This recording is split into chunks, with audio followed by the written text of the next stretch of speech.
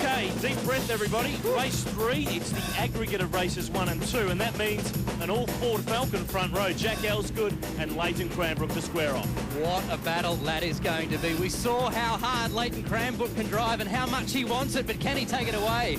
What about Rob Jarvis starting for position 8? That's got to be a PB. Just amazing. It is a great performance. George Badicki too. He's going to have to work his way back through after that contact with Kim Jane. He'll be one to watch. We're missing 2 drivers. Andrew Fisher won't start this race. The Jesus All About Life Falcon with engine problems in the last race, and George Elliott's out as well. Yeah, Andrew ripped the sump off after that mid-air excursion he had when he went off the track a little earlier. And Kurt Wimmer missing too, unfortunately. He's suffering about a pneumonia. So we told you it was cold at Winton. It's about to heat right up though. Green flag at the back, race 3 to the side, the second round of the Yokohama V8 Ute Series. Ford's on the front row, Holden's on the second row. Oh, this is close. There is nothing in it. A slight run into second gear from the second row. Around the outside. It's good when you're at the front, but if you're in mid-pack, that's when it can be nasty. Cold tyres, cold track. They're going to slide all over the place. DBA in-car, the Thirsty Camel Falcon. Craig Dotters has had, well, a shocker. He's had to come from the back of the grid more times than in his whole career, and he's got to do it again. Leaking diff seal earlier on that we saw put him out of the race. 2 wheels off into the dirt. That's going to slow his run down for Baxter. But can he stay on the inside in the sweeper? 2 wide here is scary stuff. Elsgood leading, Cranbrook second, then Ryle Harris and Grant Johnson. Baxter the long way around on George Badicki. If he can stay there, he's half a chance. It's the short run to this corner. Oh, hang on a second. Michael Cabbage goes around on the Yokohama replay and takes Peter Burnett with him, in car with Burnett. Big move down the outside. In fact, he's in the middle. 3 wide here. That's what happens when you try and put 3 wide and gets a love tap on the way past for his trouble. So just not enough real estate for 3 cars. Cranbrook defending down at turn 11. Ryle Harris, pretty racy early on. Look at this, all over the curb and some of the grass as well. Something must have happened there because Cranbrook was right on the back of Jack Elsgood and threatening to take the lead. But you can see there he's lost a length or 2, so maybe an error that Cranbrook is now paying for. Jack in clean territory. And the pacemaker headers in car showing clear road ahead, but not so much behind. Yeah, but look at the pressure that's about to be applied like a blowtorch to the back of Jack's car, and that's Leighton Cranbrook. We've seen how hungry he can be in the reverse grid of race 2, but when it really matters for race 3, what's he capable of? We're about to find out. These guys are capable of anything, you should know that. They are. And you know what's great about this series? It's very, very professional, a controlled category to the utmost detail, but great to see now that the engine components are now controlled, all going to Craig Haystead, and kept within 2% of each other of horsepower and torque. That's what they do with the panels as well. That's less than 2%. Oh, that's a serious little unload there. He's trying to unnerve Jack and hope that he can just get a run on him. Didn't work. Jack's got nerves of steel. A tight line by Jack. Leighton hoping to get a bit of a run out of the turn, but he just won't make a mistake, that Jack. And whatever Cranbrook does to Elsgood, he has to be careful because Ryle Harris is right there. He's got the bonnet repaired, and, well, we know that he's not afraid to use that car. But you're kind of damned if you do and damned if you don't, you know what I mean? You can't just sit there and be complacent by being second. Anyone would be proud to be second, but you don't want to lose it to third. He who hesitates is usually punted off the road. He's great under brakes, Cranbrook. Giannis Derham's having a pretty good run too this weekend. Very, very solid, in fact. Has had a 10th and a 5th, looking to finish things off in race 3. Cranbrook's looking to finish off Elsgood. Century Batteries in car. A very, very protective line. Jack was faking him a little bit there, just letting him know there's no way I'm letting you down the inside, but it's given Cranbrook a slightly better run up the hill. Elsgood just running the inside of turn 3. There's a debris flag in the background there, so whether there's some oil or some water on the race circuit, as if these guys need something to go sideways. It's ute racing. It'll be panels on the race circuit or a door. I've seen a ute finish a race with only 3 wheels once. Was it yours? Yes. Yeah, thought so. So I'll talk about it. Oh! Are you serious? Well, Elsgood's a wake-up because he's parked on the inside. And if he's not careful, Cranbrook will turn this thing into a snowplow. Oh! No. They're clipping wheels now. This is going to turn them both around. It could be ugly. If he can stay on the outside, he'll nail the inside. Well, he nailed the panel. 5 or 6 hits in a row. He's talking with his front bar to Jack. And Jack's rear bar is not having any of it. And you know what? We're only on lap 3. Oh, no. You can see it's pushing them back into the pack now. The more that Jack has to try and defend and play that line, it's not working out. Elsgood leads race 3 at Winton. The boys are not afraid to throw it around. We'll go to the checkered flag after the race. Winton Motor Raceway with the Yokohama V8 Utes, and earlier on we talked about making a clear pass and a clean pass, and that's what Craig Dontis did while we were away, but Nearly clean. Clean enough. 4 out of 5's not bad. Look, as long as it hasn't sort of run him off the track or it's been a deliberate bash to take the position, that's okay. This is the outside Yokohama replay. Dontis in the gap, and he does a bit of a naughty here. He's trying to squeeze back across for the line into turn 4. Yeah, wanting a little bit more real estate than probably was available to him, but it hasn't hurt him too much. And also, Gary Baxter's been on the move. He got a move on Ryle Harris, who just locked up a little bit down into turn 1. So it's action stations in this third and final race. Kim Jane, George Mediki, Steve Robinson, our race 2 winner. Oh, this is Glenn good. McNally. This is 2 good. by 2. Okay, 4 in. How many come out? It's like a car park. Robinson up the inside. Kim Janel hanging around the outside. And got it done. Young Stirrup's trying to make a move there too. It's just brought more into the fray, though, as they start to shuffle and settle themselves around. It's a tough time in this race. You have to lay your authority early to make track position. This is not where you conserve. This is where you push harder.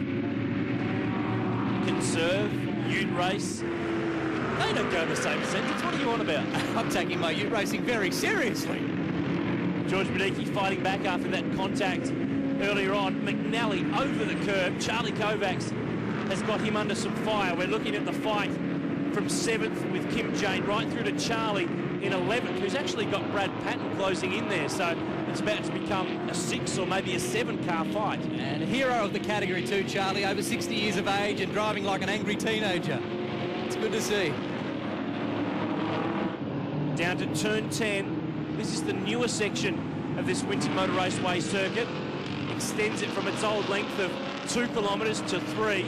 Just gives more room for these guys to get stuck into it. This is one of only 2 real straights on this circuit, so the run out of that last corner is very, very important to maximise your lap time. And here is the other secret area. Braking as late as you can, but it's so bumpy there. It's easy to lock a wheel. Dontis thinking about the switchback, but didn't quite get the run between corners. Tries to grab the throttle a little too early, caused some understeer, had to get out of it.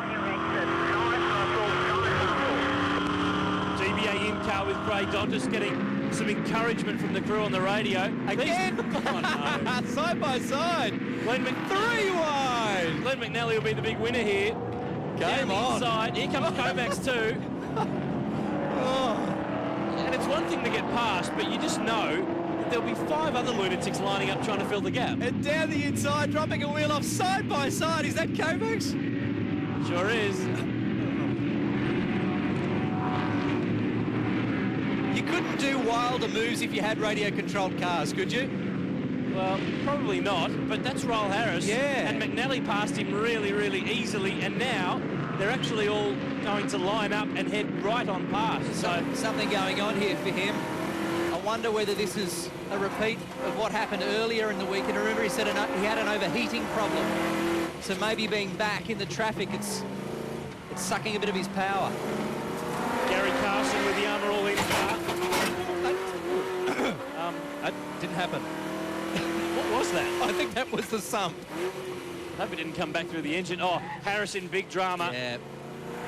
He's not even trying to block them either, so he's got some form of an issue, and he's just trying to get to the checker flag. That's heartbreaking. He's waving the white flag there, and for a guy who was unstoppable at Clipsal, finishing second to start the championship was a great way, but now he's bleeding. Century in car, Leighton Cranbrook's second spot, last lap, and that gap looks a bit too much even for the champ. Floating the car beautifully around the corners, but Jack is just not going to make an error. Grant Johnson, Gary Baxter, third and fourth place. This is great news for Baxter's championship, but it gets Jack Aylesgood back on track. How good is this for Jack? Wide line, he's run wide! Gee. This is allowed Leighton, a late lunge. Talk about opening up the opportunities. That's a heart-stopping moment. Good to see Jack up the front, though. He's more serious about his racing than he's ever been. As I said, he's only just had his first test in 3 years. He never tests, they say, his fellow competitors. He's so tight, he doesn't test. He's the only bloke they've seen haggle with a Coke machine. That's how tight he is. So he's spending the money on the car, and it's paying off. And he's only got 2 corners to go now in this third and final race. The top 4 have streeted the field. Look at that margin. There's no one within sight of Gary Baxter. And of course, it's all on the line. Everything counts. You can win a drive in a V8 supercar if this season pays off, and Jack is making it count. Last turn, turn 12. And a little bit of sideways action for good effect. There he is. And that's what it means to win a race. Jack Aylesgood takes 2 from 3, and that's enough to clinch the round for the Cooper's Pale Ale Falcon. What a weekend of racing. Amazing by Leighton Cranbrook. 9 cars in race 2 he passed, and that's the difference. Come on, Jack! Oh, no! The show just turned to dough. Was that a donut attempt, or what was that? It wasn't, yes, it was dough. It wasn't quite the nut. Well, let's have a look at the nut. He launches into it and then launches off the road. He's been watching Jamie Whincup at Tassie too much. Oh, no, that's embarrassing. Oh, crazy stuff. Race 3, Jack Aylesgood the winner. Giannis Derham's great drive, 6th in race 3. Glenn McNally, that's a real confidence builder for him this weekend. He rounds out race 3 in 8th. Brad Patton, great job from the Queenslander. He ends up in 11th. Justin Van Twest and Nandy Kiss rounded out the top 20. Ryle Harris in 22nd after those problems.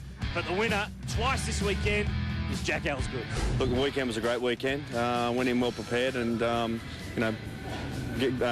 qualifying on pole really, sort of held me a good step for the whole weekend. The last race was a bit of a tough battle, led from start to finish, but I had Cranbrook peppering me for the first 3 laps. Probably went out with tyre pressures a little bit too low, and the car just didn't come to me. Just had to protect my line for the first couple of laps, and then after that, the car came to me and managed to pull a bit of a gap and stayed there for the rest of the race. Look, I go into every round with the same sort of goal, and that is to win.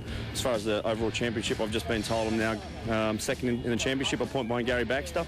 So, anything can happen the last round, and we've got obviously another 6 in front of us. So, just want to make sure I stay in the top few for the rest of the year and put in a good one for the last round. Aylesgood the round winner from Leighton Cranbrook and Gary Baxter. Ryle Harris, tough weekend, 2 race wins in Adelaide. Aylesgood has 2 race wins here, and that really changes around the championship points. But for Aylesgood, he has vaulted his way. He's second in the championship, just 1 point behind Gary Baxter. Mediki, Jane and Harris round out the top 3, but they're all still chasing the man from Adelaide. With the reverse grid, you just can't come to a race meeting and expect to win every round. It's just impossible, because with the reverse grid it comes down to, it's a bit of a lucky dip. You've got to get through that kamikaze race, and there's crazy people everywhere. So you just got to get through, keep the car in one piece and finish every race, which is what we did. We didn't qualify too well, which was really disappointing. I had trouble with the front tyres not coming on in time, but we're the fastest Holden. We've been the fastest Holden all weekend, so I guess it is a Ford track, so I'm really happy to have a Holden on the podium. Leighton Cranbrook second for the round, but he picks up the SS Inductions Hart Chandra Award for his drive in race 2. Yeah, it was excellent. We come from 11th to 2nd, and it was really strong for us, and that sort of set us up for the last race and the round. So yeah, really pleased with the reverse grid race, and sort of worked well for us last year, and I think it'll do the same again this year. Grant Johnson back in the category, and he picks up the Clutch Industries Whole Shot Award for this great start off the line. Nothing wrong with $500 for his weekend of work. And Steve Hodges, the Isri Truck Seats team, they pick up the Armour All Best Presented Award at Winton in round 2.